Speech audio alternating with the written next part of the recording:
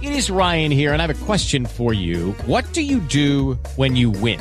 Like, are you a fist pumper, a woo-hooer, a hand clapper, a high fiver? I kind of like the high five, but if you want to hone in on those winning moves, check out Chumba Casino. At ChumbaCasino.com, choose from hundreds of social casino-style games for your chance to redeem serious cash prizes. There are new game releases weekly, plus free daily bonuses. So don't wait. Start having the most fun ever at ChumbaCasino.com. No purchase necessary. VGW Group. Void where prohibited by law. See terms and conditions. 18+. Hi there. How are you? It's Eric Erickson here. I hope you're doing well wherever you are. The phone number, if you want to call in, 877-97-ERIC, 877-973-7425. My buddy Fred just sent me a picture. You know, William Shatner went to space yesterday. Well done. It's photoshopped, but it's Shatner holding up a note card. It says, "Suck it, Picard." The debate over which is the greatest captain of the Enterprise has now been settled. All right, we must move on. We must move on. So the downside is I suddenly want to roll a bunch of things into one. And then if I do that, it's going to mess up my show because I've had thoughts on how I wanted to proceed with the show. And now I'm thinking I need to. Well, no, I'm not. I'm going to do it this way. I'm going to behave. Make life easier for everyone else. Katie Couric has admitted that she edited out a quote from Ruth Bader Ginsburg in an interview she did with the late justice from the Supreme Court. Now, Ginsburg's statement eventually came out, but Couric didn't put it in her interview. Ruth Bader Ginsburg was not a fan of people taking a knee in the NFL. Ginsburg thought it looked unseemly on people to protest in that way against a country that had given them so much, though deeply flawed. And Katie Couric edited out Ruth Bader Ginsburg's quote so that the public would not see it, so that she would, in some sense, be protecting Ruth Bader Ginsburg from the mob. Couric actually has a habit of doing this. Katie Couric interviewed gun rights supporters a while back. And the gun rights supporters, she asked them a question, and they provided an answer to her question. And Couric edited their answer to make it look like they really didn't have an answer to her question. And Stephen Gutowski, who writes The Reload, he highlighted this, that Couric had a habit of doing these sorts of things. Katie Couric has a habit of editing interviews to make her protagonists look good and her villains look bad. And Stephen Gutowski highlighted she asked Second Amendment activists a question, and I'm trying to remember what the question was. I had it pulled up, and then I closed the screen, and there it goes. In any event, she was asking a question. Yeah. Here we go. That Katie Couric was asking about a delay in buying firearms, a 24-hour delay in buying firearms, and they had a question. They had an answer, and she edited it to make it look like they had no answer. She wrote about this. He wrote about this at the Washington Free Beacon. Oh, no, I'm sorry. It was background checks. She asked Second Amendment officials, if there are no background checks for gun purchases, how do you prevent felonies or terrorists from purchasing a gun? And her question was met with silence. And it turns out, actually, that the gun activists, the Second Amendment activists, they actually did provide a real answer to Katie Couric. Let me ask you another question. If there are no background checks for gun purchasers, How do you prevent felons or terrorists from purchasing a gun?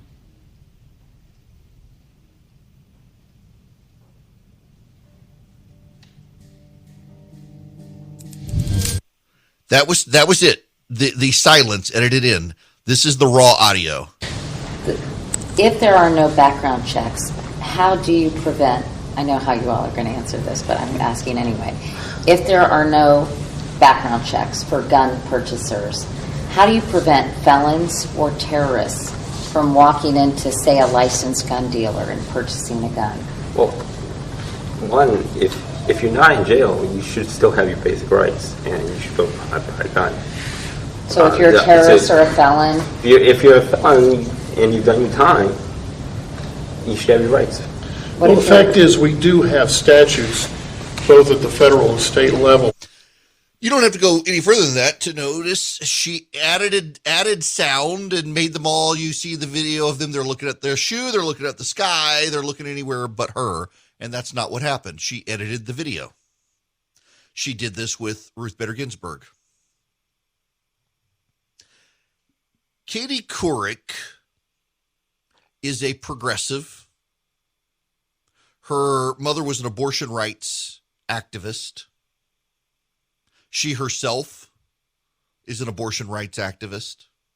She is of the left. She hobnobs with the left. She wants to be liked by the left. And she has steered and shaped her news to elevate the arguments of the left. She has steered and shaped her news to protect the patron saints of the left, including Ruth Bader Ginsburg, from attacks by the left. But it's not just Katie Couric who does this, who has done this, or who will do this. Dan Rather. No. I'm not even talking about that incident. No. I'm not even talking about that incident. Back in the day, Dan Rather interviewed George H.W. Bush. And George H.W. Bush insisted on a live interview. He insisted on them not editing the tape. And they got into a shouting match.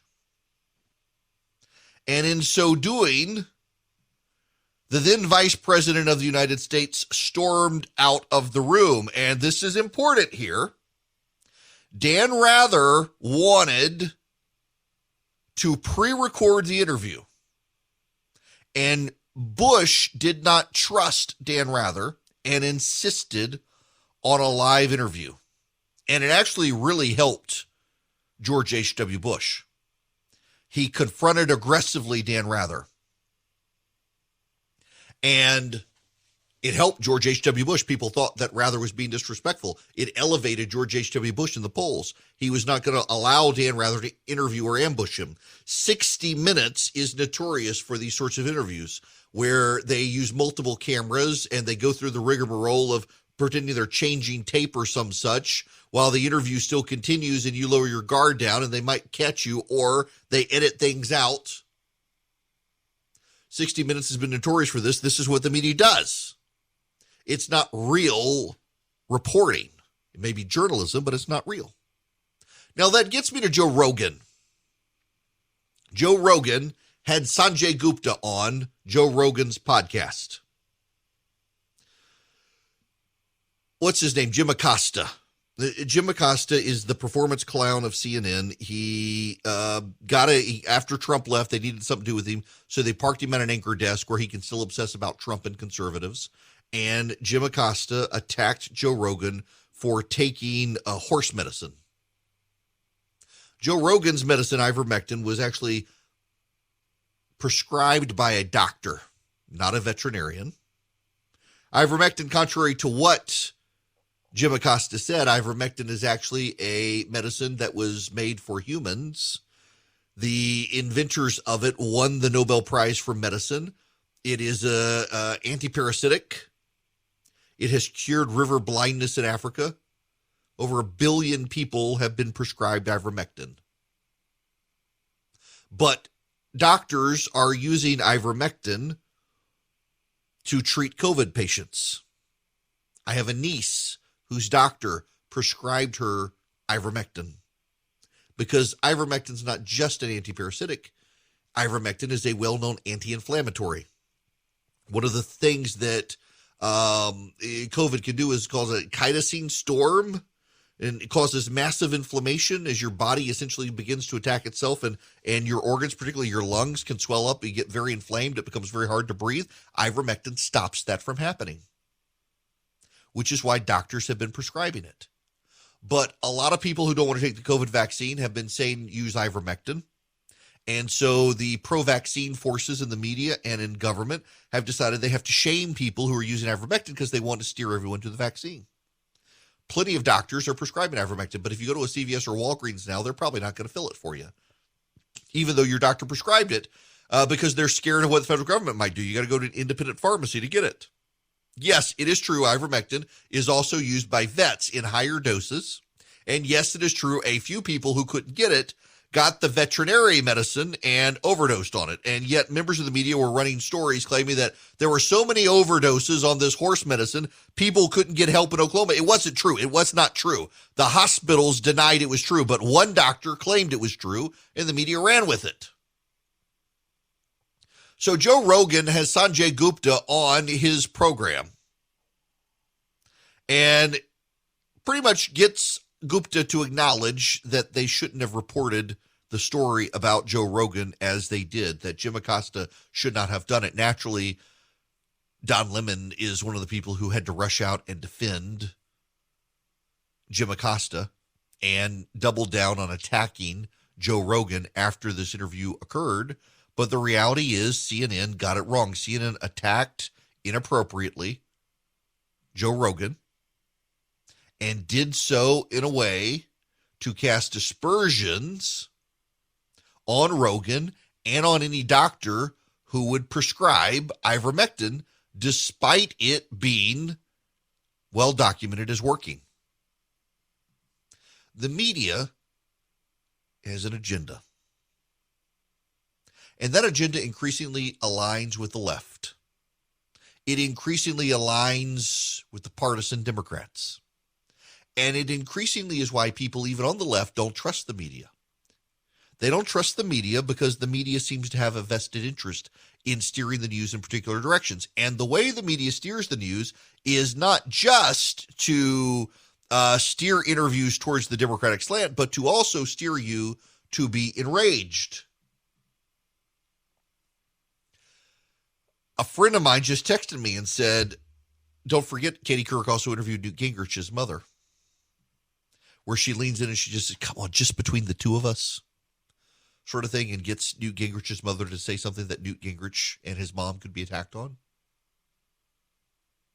The media has been doing this for a while now, and people are caught on. And the main reason people have caught on, it's not that people didn't really know it was happening, but in the age of the internet, it's very hard for the big three, CBS, NBC, and ABC, to maintain a monopoly on the news.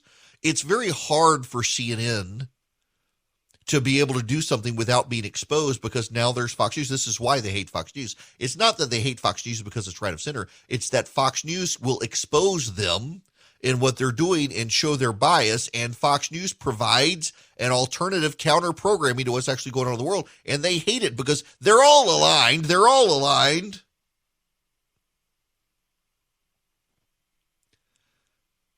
And here comes Fox News and conservative media, talk radio, and they're not aligned. They're not on the same page. And the media is mad because they say, well, these other guys are driving an agenda. And now, actually, we can expose them and the agenda they're driving. And it's of the left. They use their pulpit as bullies to badger and harass people like Joe Rogan and you and me. And then they also use their platforms to protect people on the left who say things that they don't like and say things that they think other people won't like, and they protect them.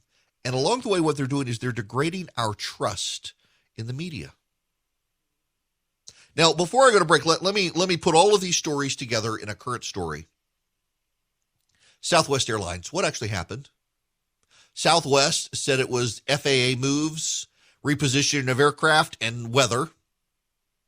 Everyone else said, no, it's a boycott by pilots for the vaccine. I talked to pilots. I emailed pilots. They listened to me in Atlanta who were saying, yeah, it's the vaccine. It's not the mandates. It's we expect to be fired. So we're going on and we're taking our vacation days before they fire us. The media took Southwest side. It's, it's not a vaccine mandate. No, the people say this, they're crazy right-wingers nursing an agenda. Who do you believe, the pilots or the media and Southwest? We should be able to have a media that tells us the truth. Instead, the media is too busy shaping narratives to help the left. That there's really no one out there who really just focuses on telling us the truth. Sometimes we disagree with the truth. Sometimes we don't like it. I know I tell you people things sometimes and it's the truth and you get mad at me and send me hate mail and all I did was tell you the truth. Like the election wasn't stolen. Can't say that, but it's true. You'll send me hate mail now and claim you saw a video of somebody who interpreted something some way through another video and a source that you don't know about, but you believe it's true that shows that it was stolen. You don't like that. Somebody's got to just tell us the truth. But nobody believes anybody anymore, and that's kind of the problem. And it's also why places like Russia and China know they can take us now, because none of us believe anything anyone else says anymore. We just believe what we want to believe, and sometimes we believe crap. And sometimes the media tries to serve it up to us on a platter and tell us that it's true. That's the biggest problem.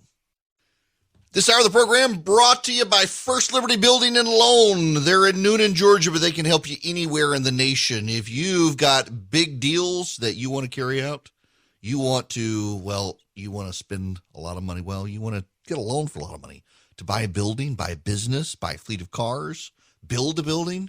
You need to go to First Liberty Building and Loan. They can help you wherever you are in the United States of America. They make their own lending decisions. They've been doing this since the early 90s. Good family, the Frosts. Really love them. They're just great people. They really stepped up to help my show, and they want to help you. They do this for businesses and have for a long time. Where banks are telling you no, the Frosts may be able to get you to yes. Spend 10 minutes with them. FirstLibertyGA.com. FirstLibertyGA.com. All right. I got to move to what's happening in Virginia. But before I get to what's happening in Virginia, I got to listen, I don't care where you are. There's a story out today. You just spend 3 minutes with me when we come back. And I will make you care about you will be made to care about the Virginia race. You just spin on it. Just wait until you hear what happened. But first, this headline from Business Insider. Hunter Biden isn't Trump, but what he's up to is bad and deserves your attention, even if you hate Fox News. Meditate on that headline, please. This is Business Insider. Hunter Biden isn't Trump, but what he's up to is bad and deserves your attention, even if you hate Fox News. The amount of apology that had to go into writing a headline at a left-of-center publication to get its audience to care about a story is staggering. They couldn't just report on Hunter Biden. They essentially have to declare their apology in advance for trying to report on Hunter Biden. But by the way, it's a really big deal. It is. Hunter Biden selling this art. It is it's a money laundering scheme, essentially, where rich people are throwing money at him. Who knows how much money they're going to pay to get access to his dad? But you and I both know it's an ethical nightmare waiting to happen for Hunter's dad. And Hunter's dad doesn't care, but Hunter's dad's the president and should care. Imagine if this were the Trump family. Hi there. It's Eric Erickson here. The phone number, if you want to be on the program, 877-97-ERIC, 877-973-7425. I need to read you a headline from the New York Times. I've been saying for some time that one of the greatest advantages Republicans have in the United States right now is that the media and Democrats are in such a bubble that they are constantly caught off guard to stories. They're constantly caught off guard as to issues. In the first hour of the program, I was talking about the Democrats' proposal that allows the IRS to get data on any bank account or Venmo account or Cash App account, credit unions, you name it, where there are $600 worth of transactions in or out in a month. In talking about that, it generated so many phone calls. It was like we were talking about Obamacare back in 2010 or Common Core back when parents were revolting against Common Core. I mean, the phones light up about this issue. People care passionately about this issue. And it's an issue that catches the Democrats off guard because it's not something that Democrats pay attention to in large part because everyone they know agrees with them. They think it's a fine idea and they don't realize that there's a voter rebellion against the idea coming because they don't know any voters. It's like Pauline Kael, the critic from the New York Times, who was shocked when she went to bed and woke up to Richard Nixon's reelection because nobody she knew voted for Richard Nixon. How could this be? The media is in this bubble. They're all Pauline Kael these days. Last year, it was defund the police. We spent a year watching small businesses protest to reopen and the media condemned them. And then you had the George Floyd protests where people were in the streets without masks on and the media thought, who cares about the virus? It's your civil right. Burn that business down. It's not violence. They got insurance. This was the media, the fiery but mostly peaceful protests. They never saw the backlash coming, and the backlash came. Again, Republicans were expected to be wiped out. Republicans were expected to lose state legislatures and governor's mansions. They not only didn't, but they picked some up along the way.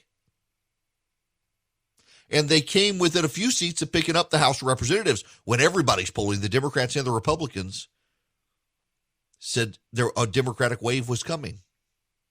They came very close. They would have held on to the Senate, except for the Republicans in Georgia, given up. The media never saw it coming. The Democrats never saw it coming because the media and the Democrats, they feed off of each other. And in so doing, they get blindsided. So let me read you a headline. This is from the New York Times. And Philip, this is what you want to send to Rev. This is the headline. The unlikely issue shaping the Virginia governor's race. The unlikely issue shaping the Virginia governor's race. The unlikely issue. What do you think that issue is? It's unlikely. If it's an unlikely issue, it's an issue you didn't see coming. It's an issue nobody expected. It's an issue no one thought would be a big deal. It's unlikely. What is the issue? Schools. The headline. The unlikely issue shaping the Virginia governor's race, schools. Subheadline. Virginia Republicans in a tight governor's race have been staging Parents Matter rallies and tapping into conservative anger over mandates and critical race theory. Only the left would think this issue is unlikely. You've had a year of lockdowns. In Northern Virginia, local school boards condemned parents for hiring tutors last year. When schools were shut down last year in Virginia, wealthier parents, black and white, hired tutors for their kids. In a lot of cases, The parents pooled their money, and the tutors tutored lots of kids at one time. In many cases, well-documented cases, a lot of conscientious parents realize there are kids in my kid's class who can't afford this. I'm going to invite them over, and I'll take care of it, or we'll pool our money together so that everybody shares the cost, so that the unfortunate, the disadvantaged kids are advantaged, and the school boards condemned them. And they kept the school shut down, and parents were exposed to what their kids were learning through Zoom calls when they worked. And the school boards were unapologetic. And then they went back to school, and even the kindergartners were forced to put masks on. And for a while there, they didn't know they were going to have school. And the kids are behind. Then it turns out the schools in Virginia, despite Terry McAuliffe, the gubernatorial candidate there for the Democrats, despite Terry McAuliffe denying it, the schools in Virginia have been teaching critical race theory. They've been teaching the kids when they come into school, and the parents heard it. The parents were on the Zoom calls. The parents could hear it last year. They weren't teaching kids to read. They weren't teaching kids to write. They weren't teaching kids math. They were teaching kids that they're victims or victimizers. They weren't teaching American history. They were teaching repackaged 1619 nonsense. And parents started showing up at school boards. And the school boards reacted nastily to having parents show up and tell them how to do their jobs.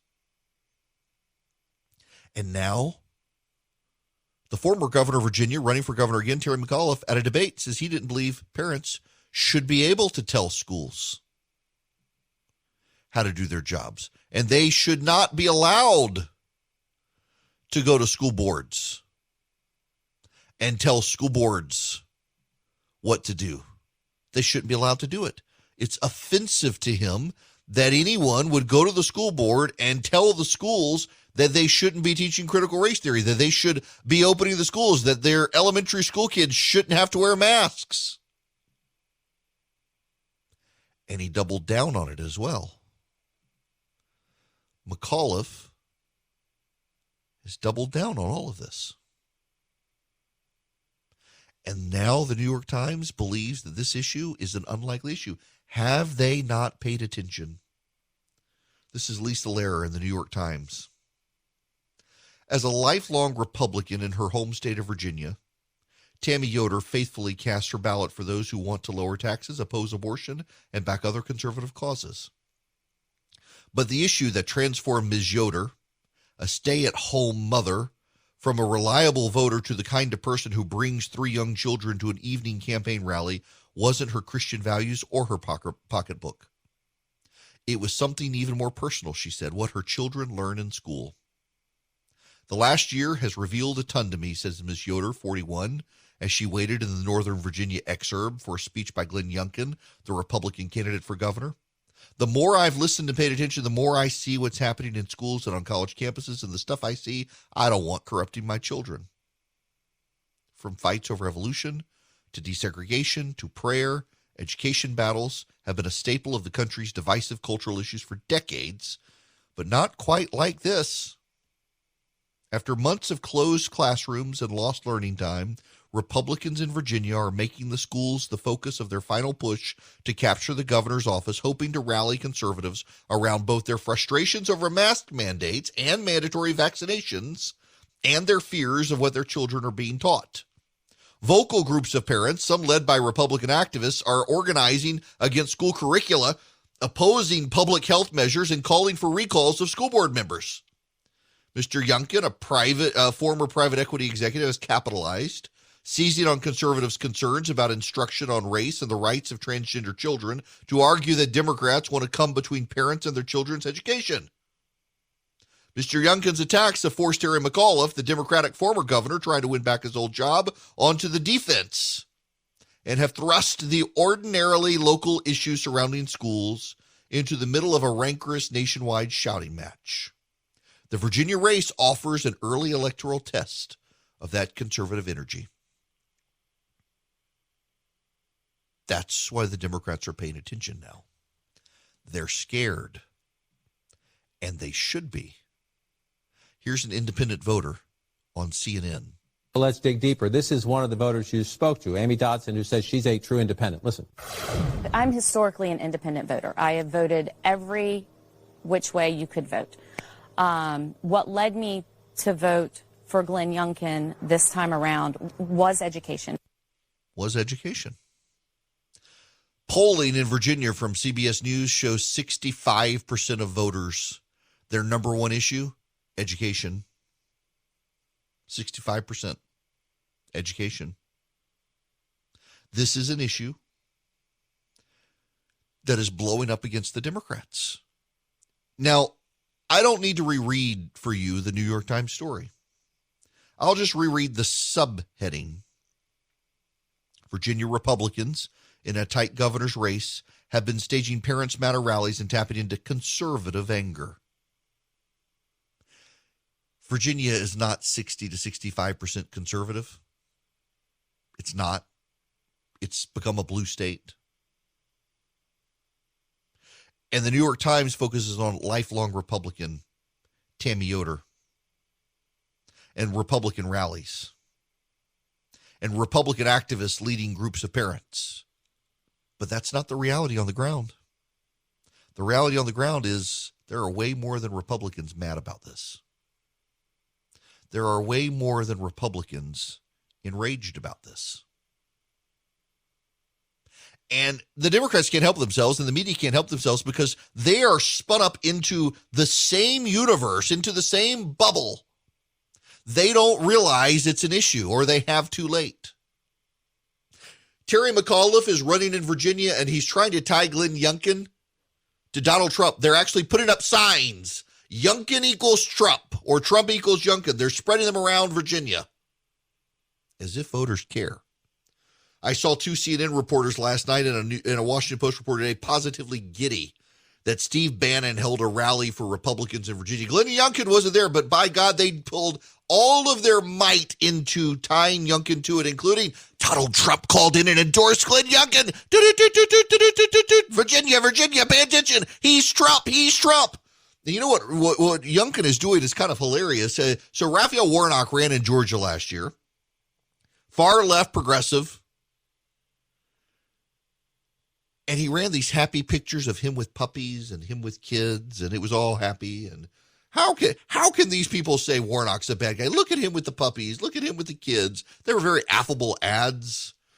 The Republicans tried to paint him as a socialist, communist, anti-American, hates America, hates mom and apple pie. You can't vote for Raphael Warnock.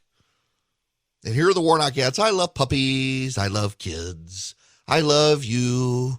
When all of the raindrops are gumdrops. I mean, you couldn't run against Warnock because Warnock's ads were endearing. People liked the ads. Independent voters liked the ads. Youngkin's doing the same thing. And Terry McAuliffe's like, he's Trump. He's bad. He's Trump. And Youngkin's like, I love my kids. I love my family. I love my neighborhood. I love Virginia. I love the trees. I love the forest. I love the people. Love the rivers. Love Virginia. It's really hard to demonize that guy. He's barely even talked about the issues. Youngkin's barely talked about the issues. In fact, I was criticizing him months ago saying he's not talking about the issues. Oh, he's talking about the issues now. And he's talking about schools and education, and parents are pissed off, and their school boards are coming after the parents and treating the parents as bad guys. And it's not conservatives. And this is where the New York Times and the Democrats get it wrong. And this is how the Republicans are making inroads in a blue state like Virginia. They've convinced themselves it's just Republicans and conservatives who have this problem. It's like they convinced themselves last year that only white conservatives were opposed to defunding the police. Turns out black families really don't want the police defunded. But they're in a bubble and they don't know. And the progressives surround themselves with each other. And they give each other attaboys. And they say, this doesn't matter. It's just Fox News. Except the parents showing up at the school board meetings and now showing up at the Youngkin rallies. They read the New York Times and they watch CNN and they give money to Democrats and they're voting for Glenn Youngkin. To quote the New York Times, the Virginia race offers an early electoral test of conservative energy. Problem is not the conservative energy. The problem is the pissed off independents who are going to vote with the conservatives because they're tired of the Democrats using schools not to teach their kids, but to indoctrinate their kids. And Virginia will find out how much hell the Democrats will have to pay for doing that. And you know what? They're not going to be able to change in a year. They're not going to be able to turn that ship around. And they're going to be stuck with the results. They will see doom coming if it goes bad for Terry McAuliffe, and they won't be able to get out of the way. Hi there. It is Eric Erickson here. The phone number, 877-97-ERIC, 877-973-7425. So my kid was telling me a crystal shop has opened in a neighborhood near me. And I was like, a crystal shop? This is weird. Went online. It is a metaphysical, spiritual shop. Even you can learn magic lessons, not like sleight of hand magic, but like actual conjuring magic. Oh yeah, totally into the supernatural, the crystal power, the powers of the crystals, that sort of stuff. Listen, if you want to shop there, go shop there. I'm not criticizing the store for opening. Someone saw a business opportunity. The point here is this. You know, there is a God of all creation. He's real. He exists.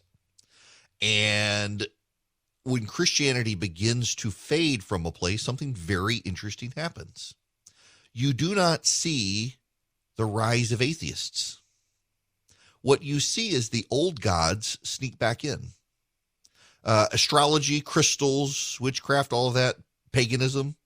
It's the very old religions. And they just, when Christianity is dominant, they fade away. And as Christianity begins to fade in an area, they creep back in. It's not that you suddenly see the rise of atheists. And I'm sure a lot of these people would consider themselves atheists, but they're all spiritual. The amount of people who have embraced some level of next level spiritualism in this country is kind of staggering as Christianity fades. And what we get with this is, well, we get more sacrificing kids to Moloch to placate the harvests and the rain and the climate. We get all sorts of superstitious beliefs, more people taking astrology seriously. We get all sorts of crazy violence in the country. The old gods creep back in, the pagan gods, when the real God is pushed aside. I just find it fascinating that you never get rid of religion. It's just the old ways, the pagan ways, the superstitious ways, they come back in. And you know what? Christianity is more deeply favorable to science than these old ways. So we're about to have some wild times. Spring, is that you? Warmer temps mean new Allbirds styles. Meet the Superlight Collection, the lightest ever shoes from Allbirds, now in fresh colors. These must-have travel shoes have a lighter-than-air feel and barely their fit that made them the most packable shoes ever. That means more comfort and less baggage. Try the Superlight Tree Runner with a cushy foam midsole and breathable eucalyptus fiber upper. Plus, they're comfy right out of the box. So what can you do in a Superlight shoe? What can't you do is the better question. And because they're super packable, the real question is, where are you taking them? Experience how Allbirds redefines comfort.